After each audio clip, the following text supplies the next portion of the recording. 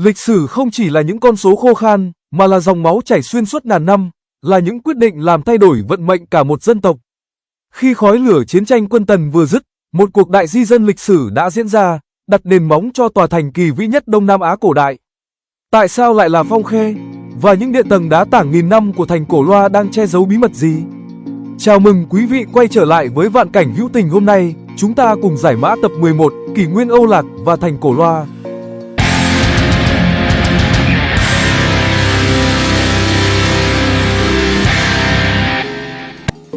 Sau chiến tranh, Thục Phán quyết định rời bỏ vùng núi cao bằng để tiến xuống vùng đồng bằng trù phú hơn, chọn vùng đất Việt Triều, Đông Anh, Hà Nội ngày nay làm kinh đô. Đây là một quyết định chiến lược, vừa kiểm soát được giao thông sông ngòi, vừa có thể huy động nguồn lực khổng lồ từ các lạc dân. Địa thế quân sự của vùng Cổ Loa, Cao Lỗ, vị tướng Tâm Phúc và cũng là một kỹ sư quân sự thiên tài, đã khảo sát vùng đất này. Ông chỉ cho An Dương Vương thấy, Cổ Loa không chỉ là một dải đất bằng phẳng, mà là một mê cung sông ngòi, sông Hoàng, sông Đuống, bao quanh. Nếu xây thành ở đây, thủy quân có thể xuất kích đi khắp các ngả, đồng thời sông ngòi sẽ là những hào sâu tự nhiên ngăn cản kỵ binh và bộ binh địch. Cuộc chiến với địa tầng và sự cố sụp thành, thế nhưng, việc xây thành không hề dễ dàng. Bản thảo đầu tiên của Cao Lỗ là một tòa thành vuông vức theo kiểu phương Bắc, nhưng cứ xây xong lại đổ. Đất vùng này là đất bồi, nền móng yếu, không chịu được sức nặng của những bức tường đá và đất sét khổng lồ.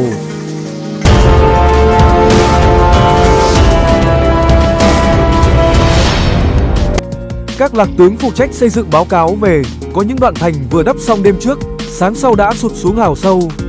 Dân gian lúc đó đồn đại về ma gà, phá hoại, nhưng với góc nhìn thực tế 100%, Cao Lỗ nhận ra đây là lỗi kỹ thuật địa chất. Kỹ thuật xoáy ốc Spiral Architecture, thay vì cố chấp xây thành vuông, Cao Lỗ đã đề xuất một kiến trúc mang tính cách mạng, thành xoáy ốc. Các vòng thành không đồng tâm mà xoắn vào nhau, tận dụng tối đa các gò đất tự nhiên và dòng chảy của sông. Kỹ thuật này có hai lợi thế quân sự tuyệt đối, chống sụt lún, các vòng tường uốn lượn làm phân tán lực nén của đất, giúp thành đứng vững trên nền đất yếu. Mê cung phòng thủ, kẻ thù khi tấn công vào sẽ bị dẫn dụ vào những con đường vòng vo, luôn bị quân ta từ trên cao bắn xuống từ nhiều hướng, đánh tạt sườn.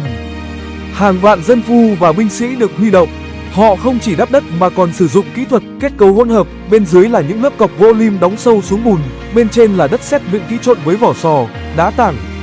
Thành Cổ Loa hiện ra như một con rồng khổng lồ nằm cuộn mình bên dòng sông Hoàng, một pháo đài bất khả chiến bại của thời bấy giờ.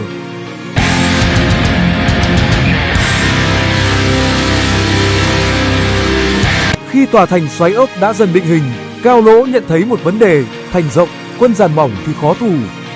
Để chống lại lối đánh lấy đông đè ít của quân phương Bắc, ông cần một loại vũ khí có tốc độ bắn nhanh và lực xuyên thấu cực lớn. Từ đó, nỏ Liên Châu, nỏ bắn nhiều tên, ra đời từ những tính toán cơ học thuần túy. Bí mật của chiếc lẫy nỏ bằng đồng, chìa khóa của nỏ thần, thực chất nằm ở chiếc lẫy nỏ 3 chi tiết bằng đồng cực kỳ tinh xảo. Cao Lỗ đã cho các thợ đúc đồng giỏi nhất vùng Cổ Loa thực hiện kỹ thuật đúc chính xác đến từng mm. Lẫy nỏ này có cấu tạo gồm một bộ phận giữ dây cung chịu được lực kéo hàng trăm cân, một bộ phận cò bấm nhẹ và một rãnh trượt đặc biệt. Điểm đột phá là ở chỗ rãnh nỏ được thiết kế rộng và chia nấc, cho phép đặt từ 3 đến 5 mũi tên cùng một lúc theo hàng ngang hoặc hàng dọc tùy loại nỏ. Khi bóp cò, lực bật của cánh cung, làm từ gỗ râu già hoặc sừng thú, sẽ đẩy toàn bộ số tên đi cùng lúc.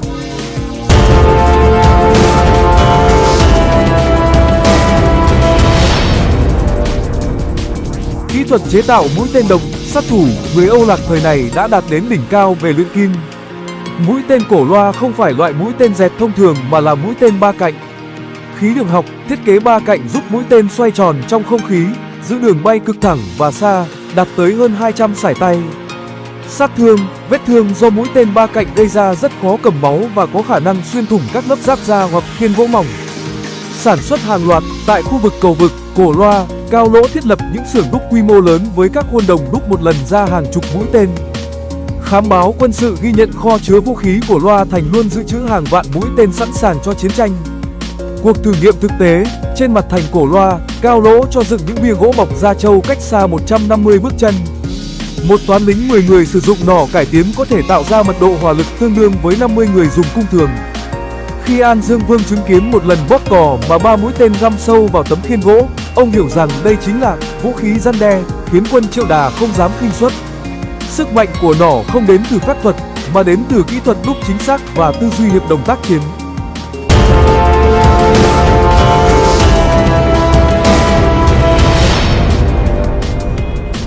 Thành Cổ Loa dưới sự chỉ huy thiết kế của Cao Lỗ không được xây dựng để lính đứng san sát trên mặt thành một cách thụ động.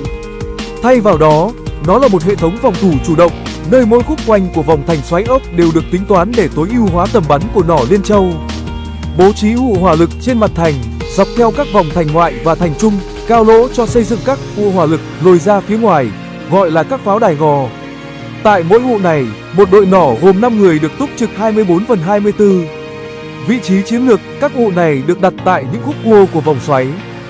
Khi quân địch tấn công vào cổng thành, chúng buộc phải đi men theo chân thành.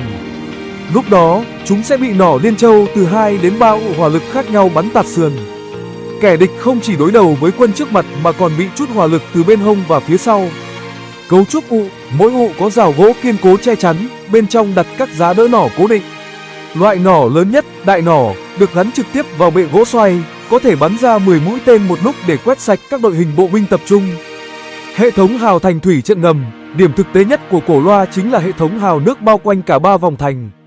Đây không phải là những cái ao tù đọng mà là mạng lưới kênh rạch liên thông trực tiếp với sông Hoàng. Bẫy thủy quân, Cao Lỗ cho đặt các hệ thống cọc nhọn dưới mặt nước tại những khúc sông hẹp dẫn vào thành. Thuyền địch nếu không có người dẫn đường địa phương sẽ dễ dàng bị mắc kẹt hoặc bị đâm thủng đáy.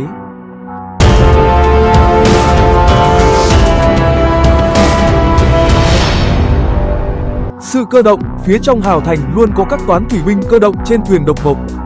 Khi nỏ từ mặt thành làm quân địch rối loạn, thủy quân sẽ từ các cổng thành mở ra, bất ngờ đột kích áp sát để tiêu diệt những kẻ còn sống sót dưới hào. Phối hợp hiệp đồng tác chiến, tính toán của Cao Lỗ rất thực dụng. Nỏ Liên Châu là vũ khí tầm xa, nhưng nó cần thời gian nạp tên, khoảng 1-2 phút cho một lượt nạp 10 tên. Để lấp chỗ trống thời gian này, ông bố trí các đội bộ binh cầm giáo dài và khiên đồng đứng xen kẽ. Khi đội nỏ nạp tên, đội giáo sẽ dựng khiên bảo vệ. Khám báo tầm xa từ trên cao, tại vòng thành nội, vòng trong cùng, nơi cao nhất, các đài quan sát được dựng lên. Thám báo sử dụng cờ hiệu vào ban ngày và đèn lửa vào ban đêm để chỉ hướng hỏa lực cho các ụ nỏ ở vòng ngoài. Nếu quân địch tập trung đánh vào mạn đông, chỉ trong vòng vài khắc, hàng nghìn tay nỏ từ mạn Nam và Bắc sẽ được điều động bí mật theo các đường nội bộ phía sau mặt thành để chi viện. Toàn bộ loa thành trở thành một thực thể sống, có thể nhìn thấy quân dịch từ xa và phun ra những cơn mưa tên đồng từ bất cứ ngóc ngách nào.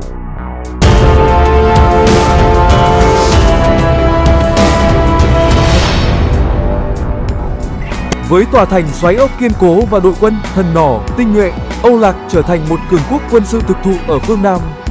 Tiếng vang của nỏ Liên Châu khiến các bộ tộc xung quanh nể sợ, và ngay cả Triệu Đà, kẻ đang xây dựng thế lực tại Nam Việt, cũng phải nhiều lần đình chỉ ý định xâm lược sau khi các toán thám báo của hắn trở về với những câu chuyện kinh hoàng về mưa tên đồng. Chế độ bảo mật vũ khí nghiêm ngặt, Cao Lỗ, với tư duy của một nhà quân sự lỗi lạc, hiểu rằng sức mạnh của Âu Lạc không nằm ở số lượng binh sĩ mà nằm ở độc quyền công nghệ. Ông thiết lập một hệ thống bảo vệ bí mật vũ khí cực kỳ gắt gao, khu biệt lập, các xưởng đúc lẫy nỏ và mũi tên được đặt sâu trong vòng thành nội, nơi chỉ những thợ thủ công có gia phả 3 đời trung thành mới được vào. Quản lý linh kiện, lẫy nỏ đồng được quản lý theo số lượng. Khi không có chiến sự, lẫy nỏ phải tháo rời và cất giữ trong kho kín, chỉ có An Dương Vương và Cao Lỗ mới giữ chìa khóa khóa đồng. Phản gián, các thám báo Lạc Việt trà trộn vào dân chúng quanh thành để phát hiện những kẻ lạ mặt dò hỏi về cấu tạo của máy nỏ.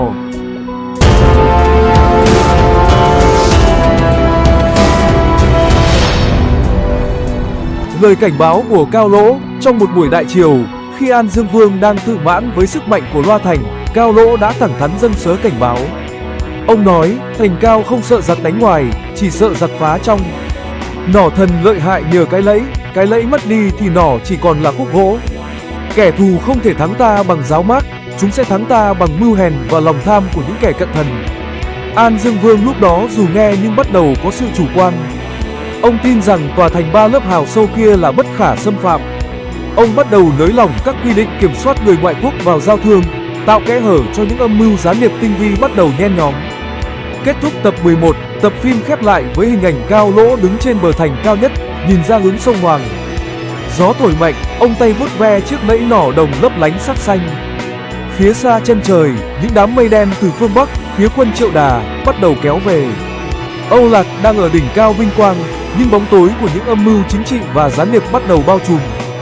Một vũ khí dù mạnh đến đâu cũng sẽ trở nên vô dụng nếu kẻ nắm giữ nó đánh mất sự cảnh giác. Đây là lời nhắc nhở đanh thép về việc bảo vệ cốt lõi của quốc gia. Vũ khí có thể đúc lại, nhưng niềm tin và sự bí mật một khi đã mất thì đất nước sẽ lâm nguy.